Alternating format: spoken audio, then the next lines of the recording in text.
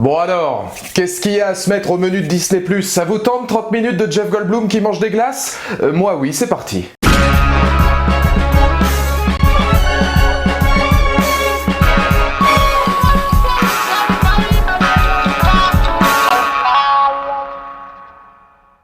Bonjour à toutes et à tous, c'est Valou et bienvenue pour cette toute nouvelle vidéo, cette toute nouvelle review, analyse d'une série avec le lancement Disney+, The World According to Jeff Goldblum, modestement traduit, le monde selon Jeff Goldblum. Parce que oui, on était obligé d'y revenir évidemment, aujourd'hui c'est le lancement national de Disney+, et alors évidemment, vous étiez peut-être nombreux à penser que j'allais vous parler de The Mandalorian, et là j'ai envie de vous dire que c'est déjà fait, je vous incite d'ailleurs à voir ma critique et à rattraper cette excellente série. Vous serez de votre côté peut-être nombreux à rattraper des Marvel, à rattraper des Disney, à rattraper des Pixar, peut-être comme moi à rattraper Star Wars de Clone Wars, puisqu'il est grand temps que je m'y mette. Mais aujourd'hui, j'avais envie de vous parler d'autre chose. J'avais envie de vous proposer quelque chose de plutôt National Geographic, puisque National Geographic c'est aussi Disney+, avec l'une des premières séries originales à mettre au crédit justement de la plateforme, Le Monde selon Jeff Goldblum, avec La Mouche, avec Ian Malcolm, avec le Dr Levinson d'Independence Day, bref, casting 7 étoiles. Et sachez que pour l'instant, j'ai regardé sur Disney+, il semblerait, et je peux me tromper, que seuls les 3 premiers épisodes soient disponibles sur la plateforme, à savoir les sneakers, les crèmes glacées et les tatouages, ce qui réserve quand même déjà quelques situations assez hilarantes, je vais pas vous mentir, et vous aurez un bel aperçu d'une série que j'ai envie de vous conseiller, parce que oui, Le Monde selon Jeff Goldblum, c'est excellent. Ah ouais, j'adore.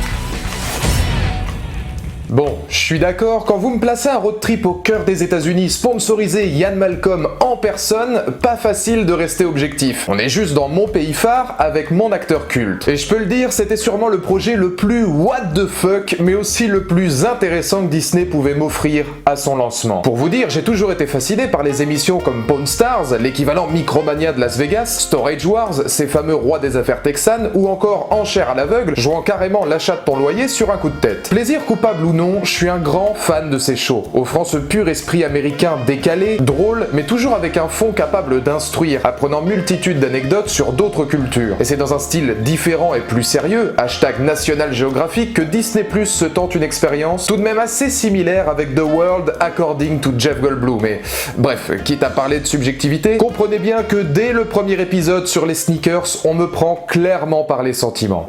Et moi, ce serait quoi mon surnom? Ah, si vous étiez plus jeune, on vous appellerait la mouche. Ah, ça fait mal. On fait comment? Fille contre garçon?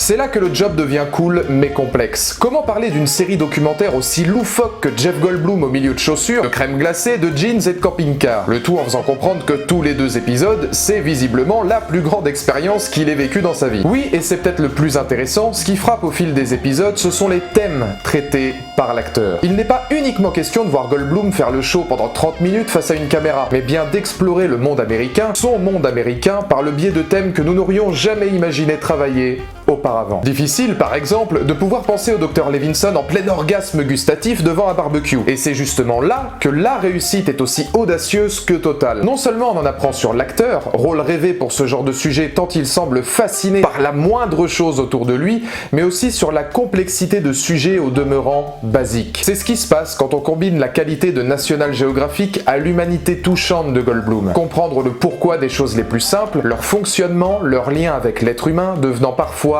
indispensable. À l'aide d'un style graphique et visuel toujours efficace et soigné, en particulier sur ses phases purement scientifiques ou historiques, vous apprendrez énormément de cette Amérique selon Jeff Goldblum, profitant d'un homme se mettant constamment en scène pour notre plus grand plaisir, tout en respectant la créativité de ses guests. Et en parlant de guests, sachez que La Mouche oblige, les références à sa carrière seront nombreuses et m'auront bien fait marrer dans les réactions de celui-ci. On met tous les grillons vivants dans un sac, et ensuite on les gèle très rapidement. Tu crois pas qu'ils le ressentent? Nos scientifiques passent autant de temps à se demander s'ils peuvent le faire ou non, qu'à se demander s'ils en ont le droit. Je rêve où tu viens de me citer. C'est une réplique de Jurassic Park. The World According to Jeff Goldblum, c'est un peu l'histoire d'un mélange. Prenez l'émotion d'un homme que l'on devine amoureux de la vie, curieux de nature, d'un charisme plus que jamais mis en avant et surtout complètement barré. Mélangez-le avec des sujets sérieux, sans oublier une grande touche de poésie, que l'on parle des thèmes abordés ou même de l'utilisation musicale, et vous obtenez une recette provoquant sensation particulière. Ce genre de série documentaire 100% feel good, te donnant envie de voyager, de découvrir, de t'ouvrir au monde. monde. Elle devient même mise en abîme directe et courageuse de Goldblum. Beaucoup des sujets présentés au cours de ces 12 épisodes demeurent très éloignés de ses habitudes. Découvrir l'origine du café, comprendre les véritables significations des tatouages, qu'ils soient hawaïens et donc au patrimoine et à l'idéologie forte ou même scientifique, ou encore découvrir le monde du jeu vidéo, Jeff se tente à une multitude d'expériences loin de sa zone de confort, rendant du fait l'émotion encore plus visible et immersive pour le spectateur. D'ailleurs, autant le travail de Bernard Lano, l'une des voix françaises de Goldblum, est excellente dans le documentaire, autant son phrasé suave et musical en roue libre se veut inimitable, surtout dans ce genre de situation. Bonne chance, allons au fond de la patrie.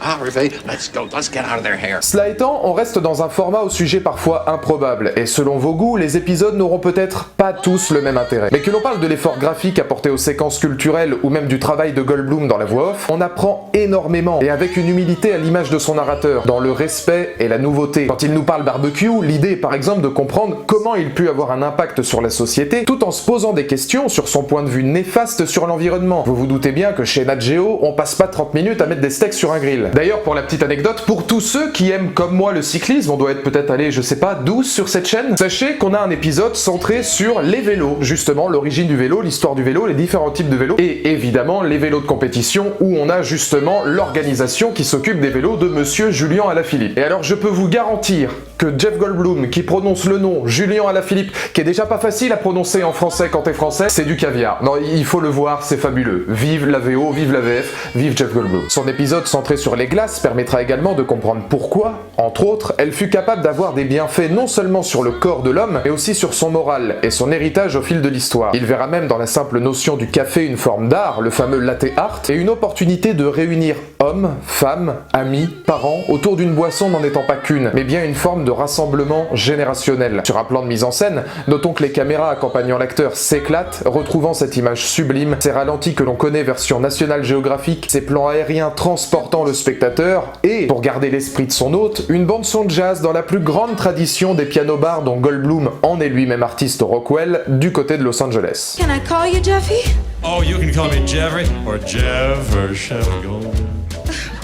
Culture, classe, émotion. Si je devais résumer cette série afin de fortement vous la conseiller, parce que bordel j'ai vraiment pris un pied monstre, ce serait par ces mots. Je pense que c'est important de découvrir ou redécouvrir ce genre de programme manquant cruellement à notre télévision actuelle, gangréné entre clash dans des villas de cœurs brisés, débats futiles et autres dégustations de tacos 3 viandes. Évidemment, il faut tout pour faire un monde et plaire à n'importe quel type de personne. C'est justement par ce genre de documentaire que, je pense, il sera possible de réellement intéresser des néophytes autour de sujets atypiques, loufoques, mais ô combien pertinents, dirigés par un maestro du milieu. À notre époque, rares sont ceux capables de voir chaque détail du monde avec une telle profondeur, gentillesse et amour envers son prochain. Car c'est quand Goldblum s'éclate qu'il savoure l'instant, et que nous savourons à notre tour le meilleur de Goldblum. Alors une chose est sûre, vivement la saison 2, commandée par Disney+, afin de le voir nous transporter vers d'autres horizons avec élégance. Pour moi, c'est un joli 10 Goldblum sur un total de 10 Goldblum. Je pense qu'on devrait avoir un monde qui fonctionne pour tout le monde. Vous aimez Oui. cette phrase? Elle me plaît, moi. Oui, elle me plaît.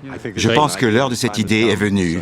Alors, je sais pas. Et c'est pour toutes ces raisons que je vous incite vraiment à aller voir Le Monde selon Jeff Goldblum, The World According to... parce que c'est vraiment quelque chose de très particulier, d'extrêmement poétique, de touchant, de novateur, et je pense que c'est typiquement le genre de sujet qui vont faire prendre conscience aux gens que la plateforme n'est pas uniquement là pour rattraper les Disney. Évidemment, vous pouvez voir tous les Marvel, vous pouvez voir tous les films qui vont être rattrapés par la Fox aussi, notamment Avatar. Oui, mais il y a aussi des petits sujets, entre guillemets, des petites séries originales qui mériteront d'être regardées, qui sont beaucoup moins tape à l'œil si j'ose dire, mais qui pourtant méritent une vraie exposition. Et alors, vous connaissez mon amour immense pour Jeff Goldblum, c'est probablement l'un de mes acteurs cultes, c'est peut-être même au-delà de Chris Pratt, John Bernthal que j'ai appris à découvrir sur le tard. Jeff Goldblum, je le connais depuis que je suis gamin, j'ai grandi avec Jurassic Park. Elle renverse toutes les barrières, c'est parfois pénible, c'est parfois dangereux, mais... Enfin, c'est comme ça. Et c'est une sensation très particulière, si vous voulez, de me dire, c'est presque pour moi aussi un accomplissement de voir enfin ce mec-là sur le devant de la scène et voir le monde à travers ses yeux. Quand tu es fan de la personne, c'est vraiment, je pense, la meilleure chose qui soit. Donc dans les commentaires ci-dessous, n'hésitez pas à me donner votre point de vue. Alors moi, évidemment, comme c'était déjà dispo aux États-Unis, j'ai pu les télécharger. Et maintenant que vous avez Disney+, ce sera peut-être sympa aussi d'en regarder au fur et à mesure, ou je ne sais pas si toute la saison est disponible. Mais foncez, regardez Le Monde selon Jeff Goldblum. C'est un format extrêmement court, c'est 12 épisodes de 20 à 30 minutes, ça va très vite, entre deux Star Wars, ça se mange bien. Non, franchement, ça mange pas de pain.